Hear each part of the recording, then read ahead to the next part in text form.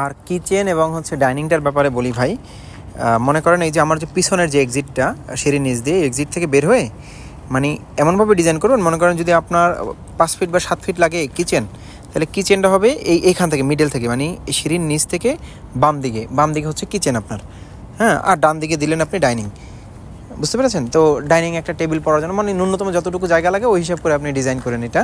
মানে আমরা লম্বা টেবিল দেবো প্রয়োজনে, লম্বা টেবিল এবং চেয়ার। তাই সেক্ষেত্রে মানে বেশি চওড়া করবো না।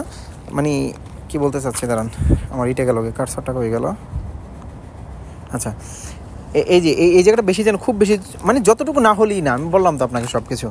আর এই সাইডটা মনে করেন বাম সাইডেও এরকম থাকবে, ডান সাইডেও এরকম থাকবে। আর এখানে কিচেনেও এরকম একটা বড় জানালা থাকবে।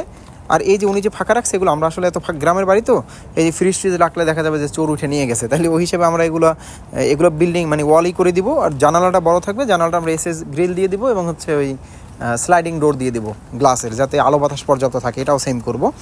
আর এটা যদি অর্ধেক হয় তাহলে হচ্ছে ডান সাইডের যে ডাইনিং রুমটাও এরকম অর্ধেক হবে। ডাইনিং রুমে যাতে এরকম একটা ছোটো একটা যে খাবার ট্রলি যেটা বলে, ওই যে মিক্সেপ বলে আমাদের গ্রামে, যেগুলো হাঁড়ি পাতিল রাখা হয়, ও ধরনের একটা দুইটা যাতে বসে, যে খাবারগুলো রান্না করে ওইখানে নেওয়ার পরে। আর মাঝখানে কোনো পার্টিশন আমার মনে হয় না যে দরকার আছে, আবার একটা পার্টিশন হলেও হইতে পারে, এই এতটুকু। ঠিক আছে ভাই, ধন্যবাদ।